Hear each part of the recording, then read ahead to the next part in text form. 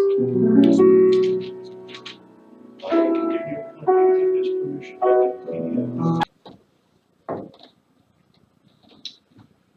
morning. Thank you all for coming to church today. All are welcome today, and it's good to see so many familiar faces and a few that I'm not familiar with. We're joined today by a new musical person, Ann Waldner. She was playing some lovely pieces. Can you tell us what those were? Sure. The first thing that I played this morning that probably many of you did not hear because there were some screaming babies was just an improvisation on the Astro. The next thing that I played, I grew up in the Mennonite tradition, and so the next thing that I played was another improvisation on the Mennonite piano concerto, which is the hymn tune "In the Rifted Rock I'm Resting." And the last thing that you just heard was an improvisation on "Shall We Gather at the River." All these she was just playing from ear, so quite impressive. She's accompanied by her husband, who's downstairs keeping track of their triplets. So it's not clear that he'll be able to keep them cooped up all along. So there may be a number of small children running up at some point. So if that happens, well, Enjoy.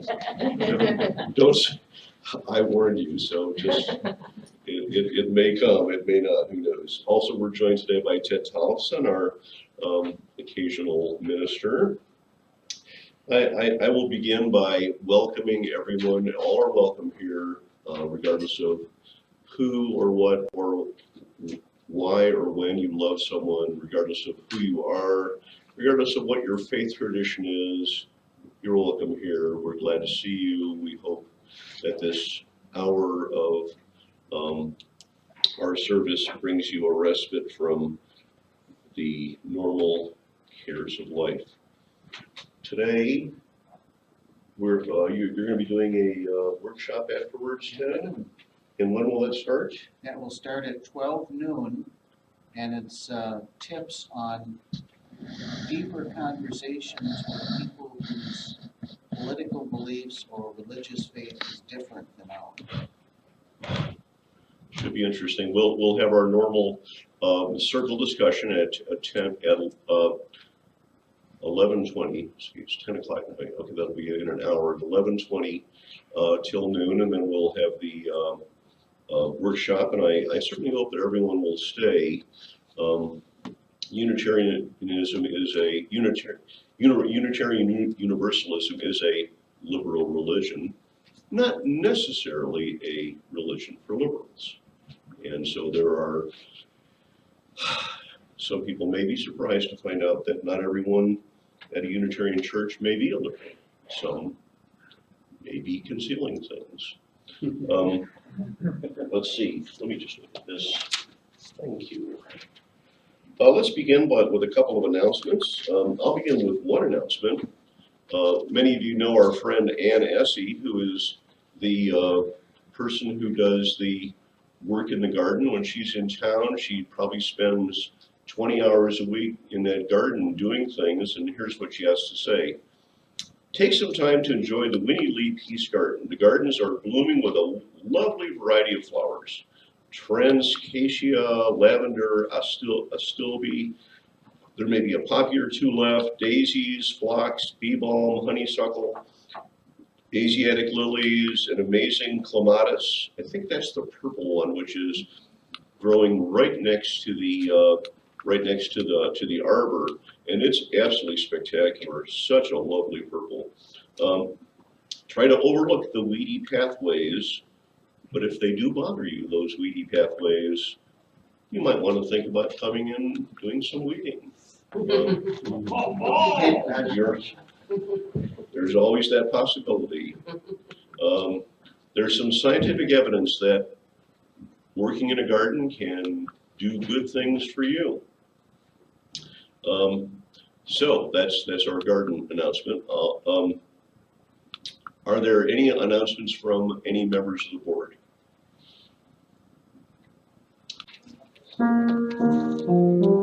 magic words printed in the program, and I invite you to read these with me. And every week, when we read these, with some little help, with a little bit of help, the chalice is lit. Please join me if you so choose. As we light this chalice, let us renew our dedication to create a society with liberty and justice for all, no exception. The story this morning is a true story, and it concerns one of my favorite of the American founders, Benjamin Franklin, a deist, a sometimes Unitarian, inventor, printer, rascal, and American patriot.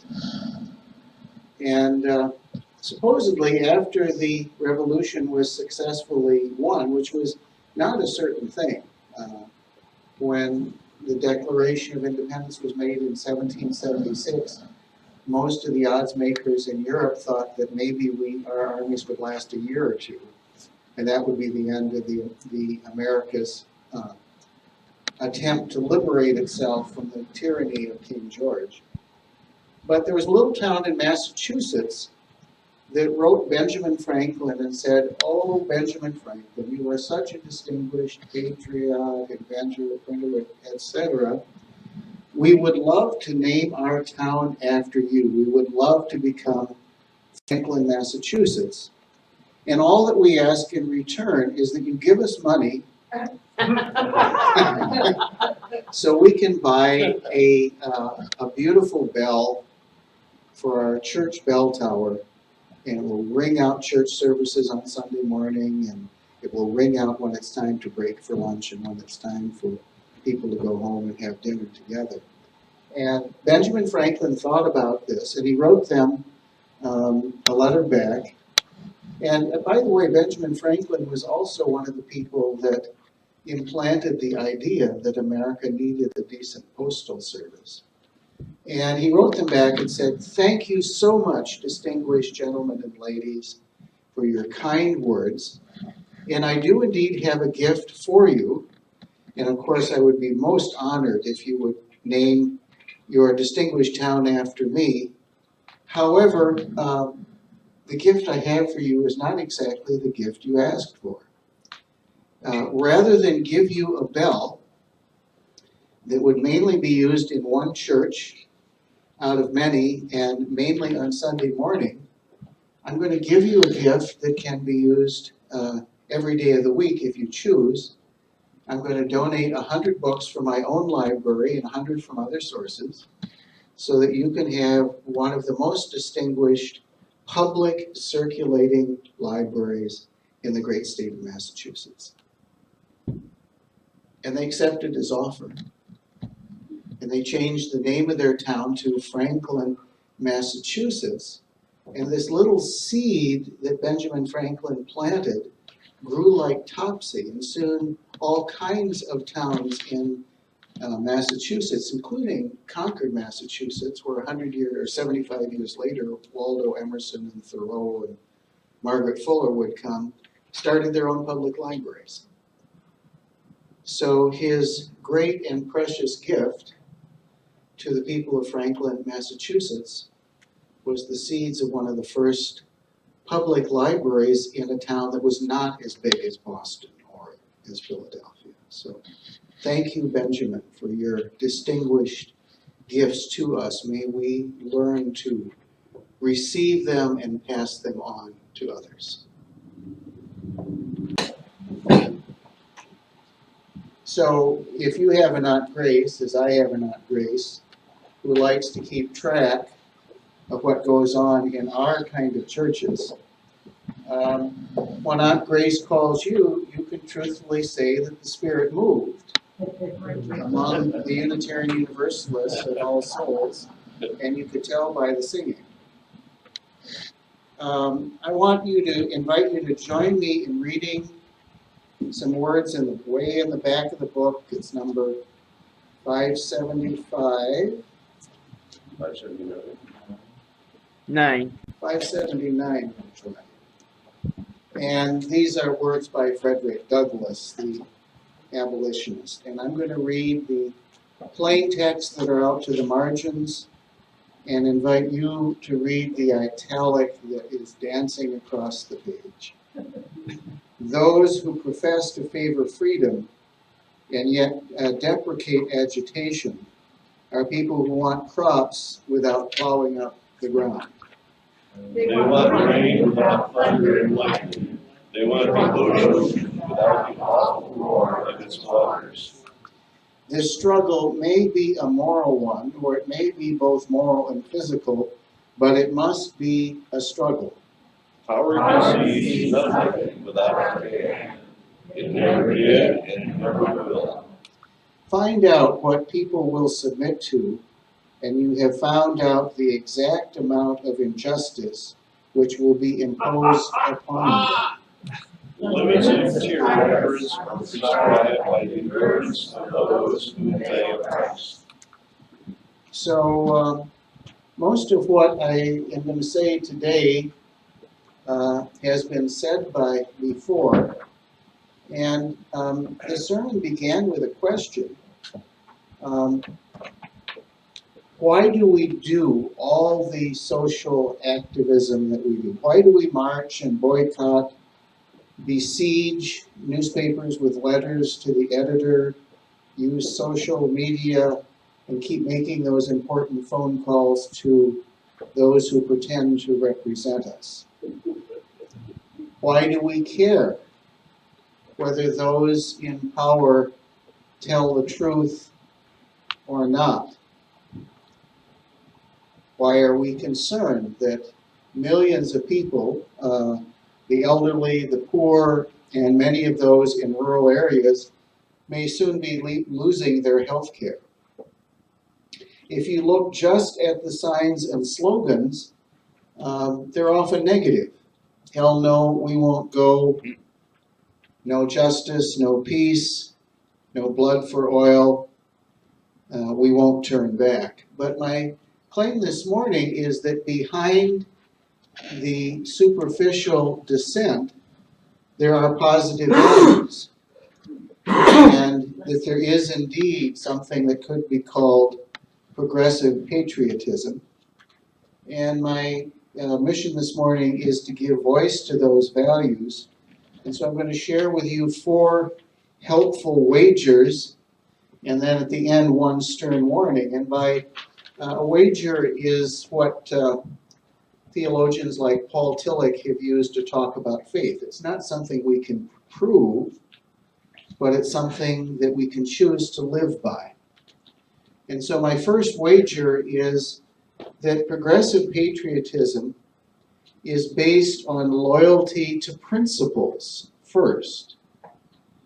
Principles before personalities, principles that are more important than political parties. And if you look at the long sweep of American history and go back at least to 1776, there are progressive causes like ending slavery, voting rights for women, equal rights for non-whites, support for labor unions, public parks, public schools, national health care, that these progressive causes switch parties about every 75 years. If you were a progressive from about 1860 to 1912, the odds are quite good that you would have voted Republican, because the Republicans were the carriers of progressive values. If you were a progressive between 1932 and today, the odds are pretty good that you might vote Democratic.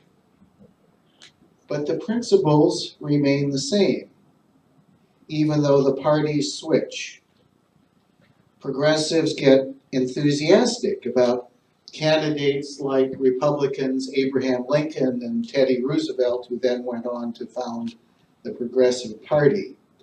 We get enthusiastic about progressives like Franklin Delano Roosevelt, John Kennedy, Barack Obama, and then we move on.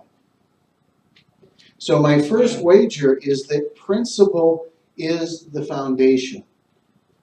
and that political parties and political personalities are secondary at best. Now, when our country was founded at the end of the Revolutionary War, we were the American founders, not all of whom were men, but many of whom were men, and many of those men were Unitarian deists, claimed that they were establishing a democracy. But the fact is, the only people who could vote initially were white men who owned a certain amount of property. And I think someone here said it was about 160 acres.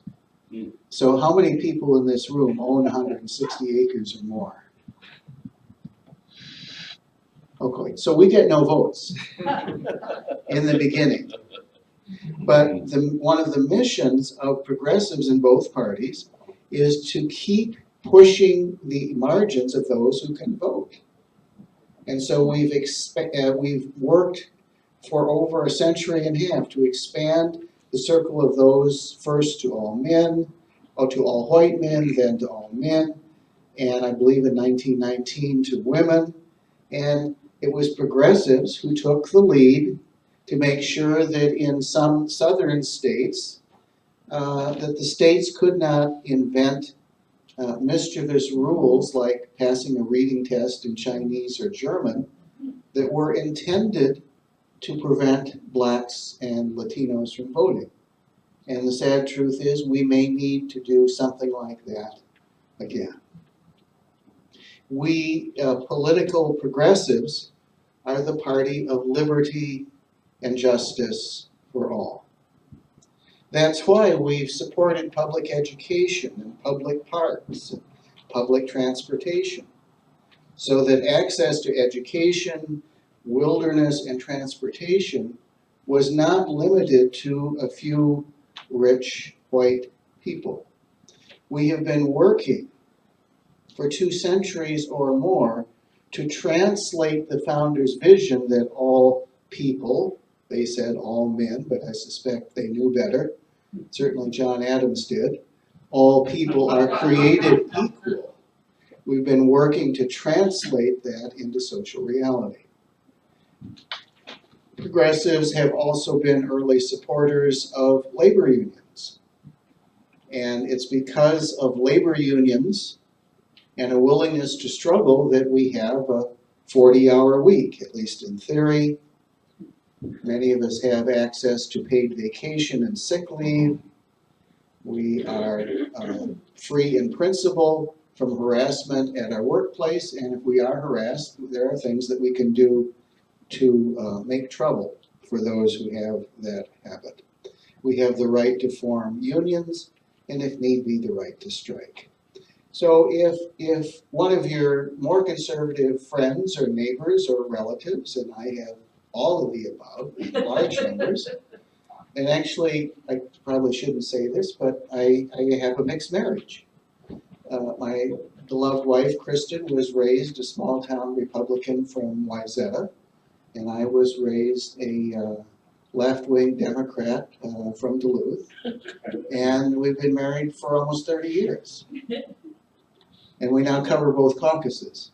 Anyway, if one of your conservative family, friends, or neighbors said, well, what is the progressive agenda? In a few words, liberty and justice for all.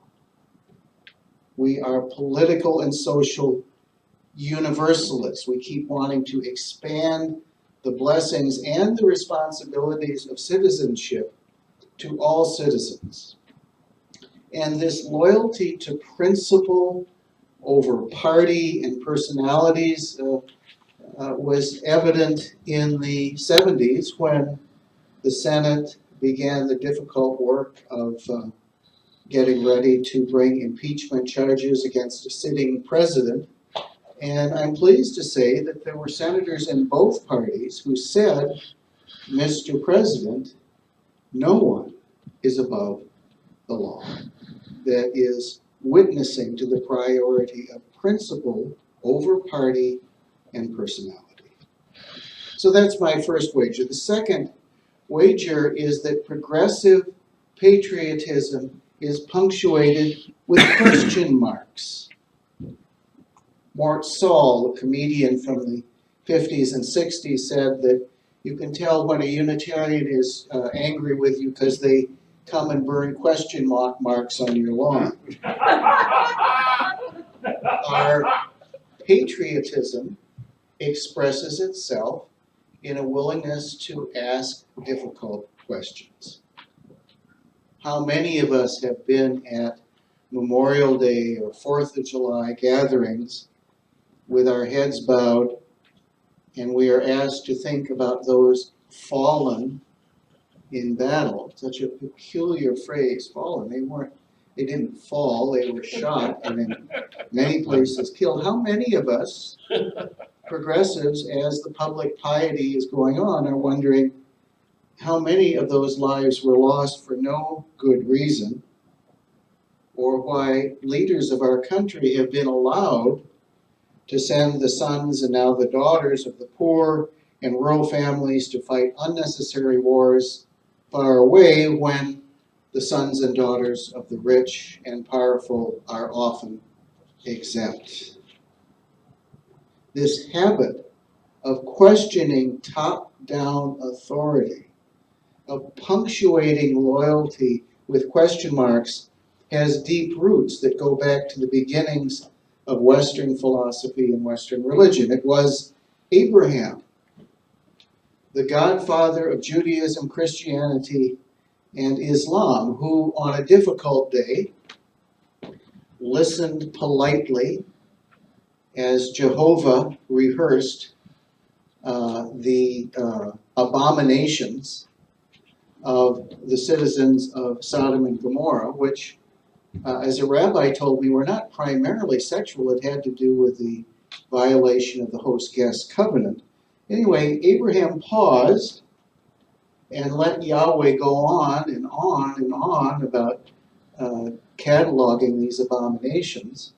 And then when Jehovah finally paused, Abraham said, "My Lord, shall not the God of justice also be just?"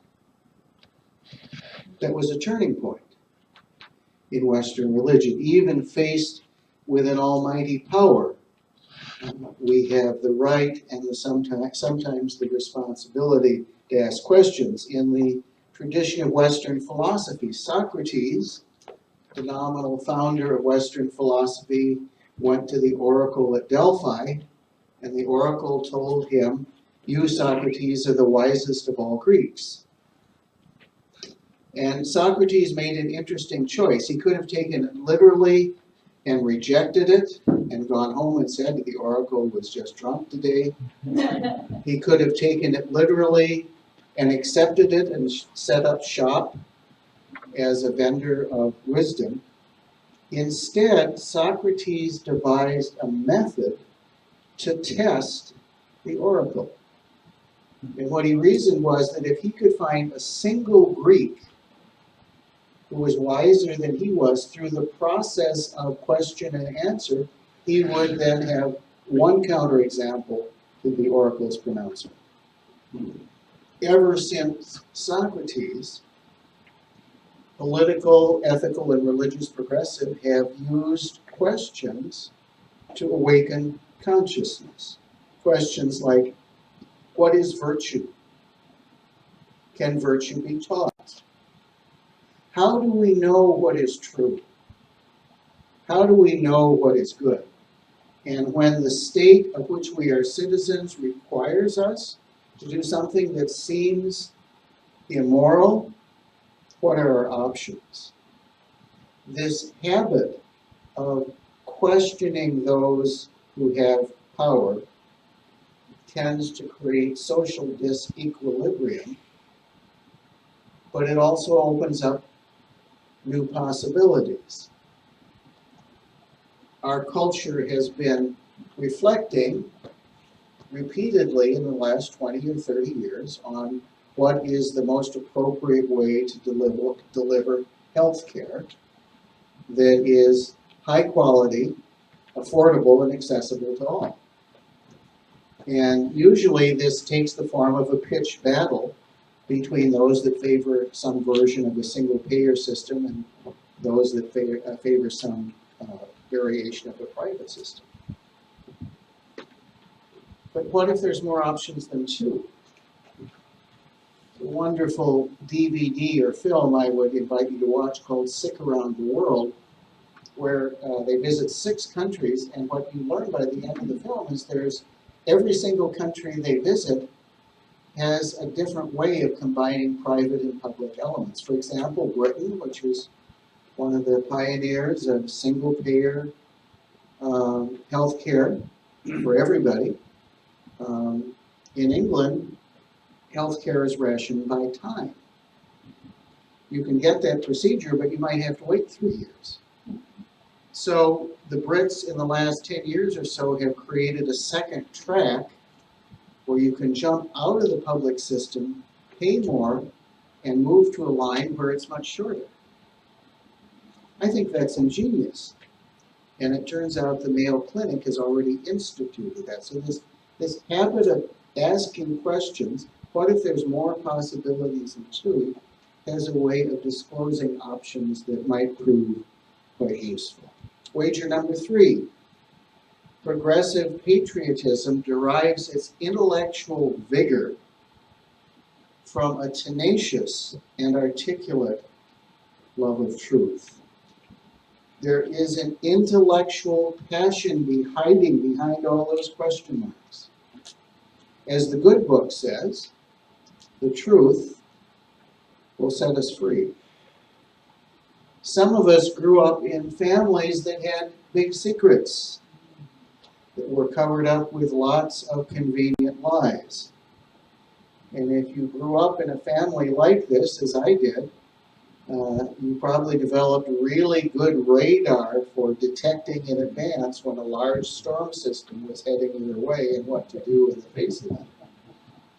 There was an elephant in the living room that was breaking up lots of furniture, but we weren't allowed to talk about it. And if you've been part of a family system that kept secrets and covered them over with lies, you probably have noticed the destructive cost. And what is true in families is also true in communities, states, and even nations. When those to whom we loan power and authority lie repeatedly, life gets confusing and a lot of damage is done. When a society turns its back on the scientific method, many people suffer.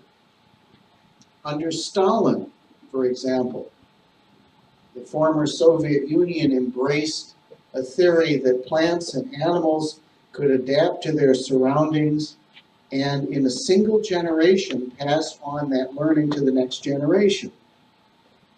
And of course, what Stalin embraced, people had to follow. And so there were thousands of acres in Siberia that were planted with spring wheat.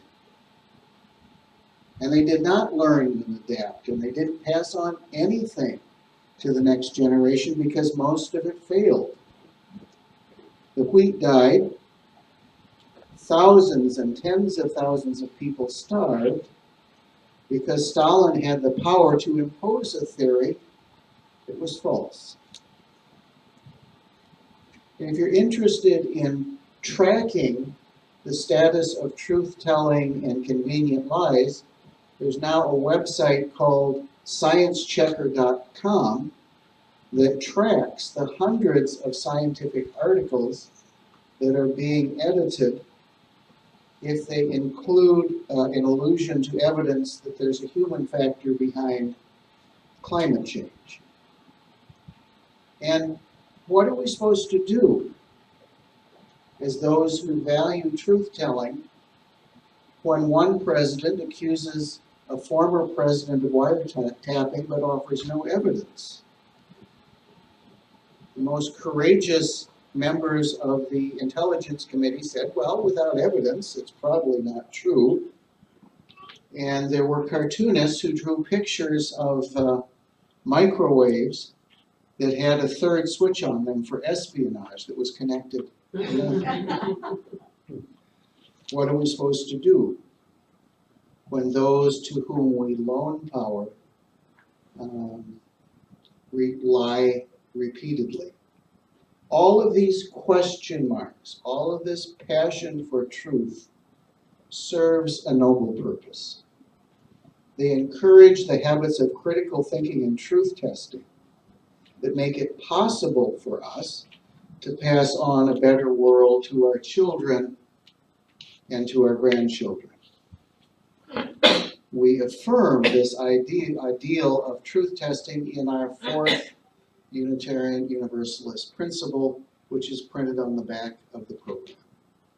The free and responsible search for truth and meaning. My fourth wager is that the heart of progressive politics is compassion, kindness, mercy. My favorite redneck uncle sometimes taunts me by saying, "Teddy, you've got a bleeding heart, just like your mother." And I choose to take this as a compliment.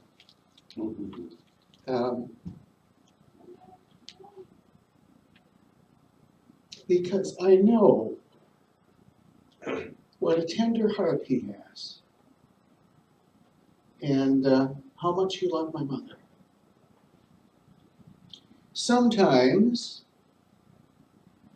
I reply to my beloved uncle, "Well, last time I checked, Uncle, my heart was not bleeding, thankfully, but it is a tender heart. It is an open heart, just like the good book recommends." The good book tells us to keep an open heart, to take care of the widow, the orphan, and the sick, to treat strangers and immigrants as guests at our table. The Hebrew Bible says at least 24 times, "Be kind to the stranger, for we were once strangers and slaves in Egypt." And in the Christian Bible, Jesus calls upon his followers to be kind, generous, forgiving. One of his favorite words, which we often translate as love, might be better rendered as loving kindness, compassion, tender-hearted care. Without this capacity to forgive, to offer shelter and help for poor children and unwed mothers, how could baby Jesus have been born? You could hear echoes of this biblical call to compassion in the words of a very junior congressman from Massachusetts, and this was something he said in the healthcare debate. "Mercy, it is about how we care for the least among us, not how we treat the powerful. It calls upon us to feed the hungry, clothe the naked, comfort the sick." It is kindness. It is grace. There is no mercy in a system that makes healthcare a luxury. There is no mercy in a country that turns its back upon those who are in need of protection: the elderly, the poor, the sick, and the suffering. We as Americans are better than this. Every working family deserves better than this. And when the millions of people's health access to health care is put on the chopping block, we must stand up and say no. When I was just 6 years old, my red-necked Uncle Stan noticed that I needed a friend and protector. Since he couldn't be there all the time, he gave me a dog. We might vote for different parties and candidates. We might attend different churches on Sunday morning.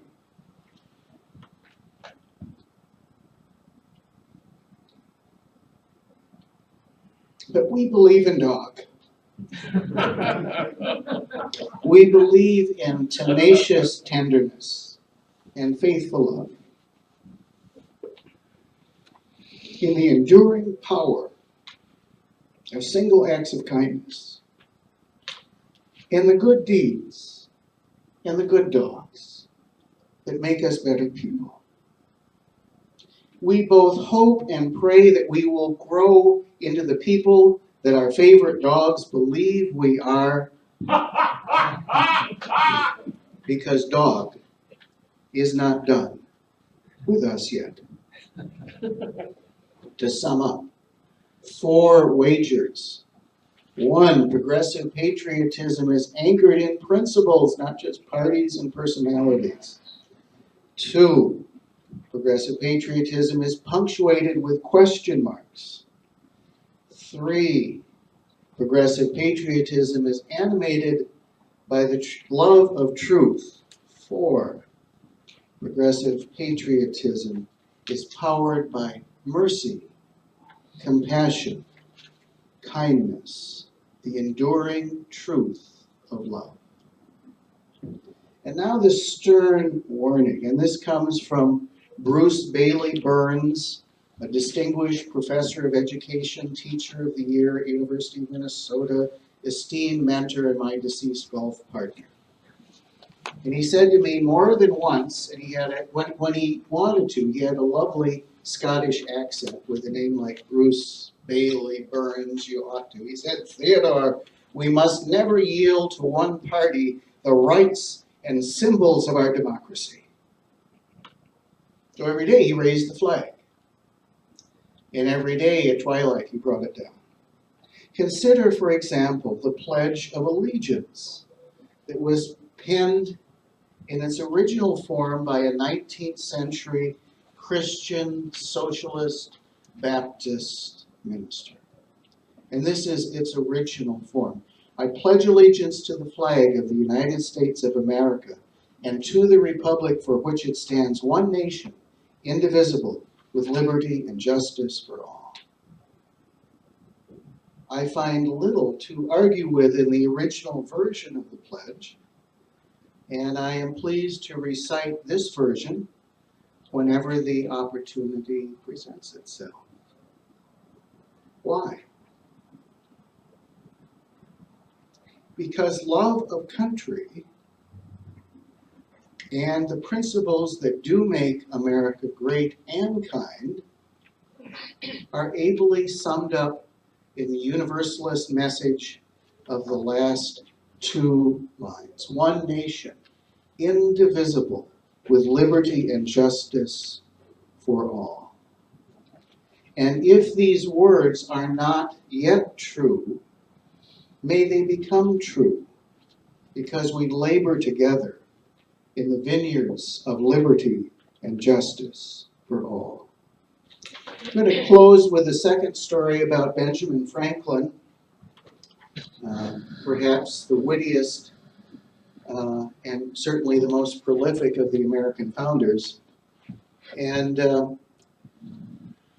as the original founders were gathering in Philadelphia to try to write a constitution and see what they could agree upon, they eventually came out with a document, and Franklin and several of his buddies were out walking one evening, probably after enjoying a few beers, and a crowd surrounded them, and one of the crowd said, "Mr. Franklin, what have you given us, tyranny or democracy?" That's a pretty edgy question, don't you think? And Franklin said, "Sir, we have given you democracy, but will you keep it?" That's the question for us in every generation. We have been given representative democracy. We've been given a form of governance where one branch of government checks upon the other. We've been given a system that depends upon the free and responsible search for truth and meaning, but will we keep it? And will we pass it on to our children and grandchildren? I'll say magic words, again, to extinguish the chalice. And please join me, they're printed in really tiny type. The chalice is extinguished, but the light goes with us out into the world.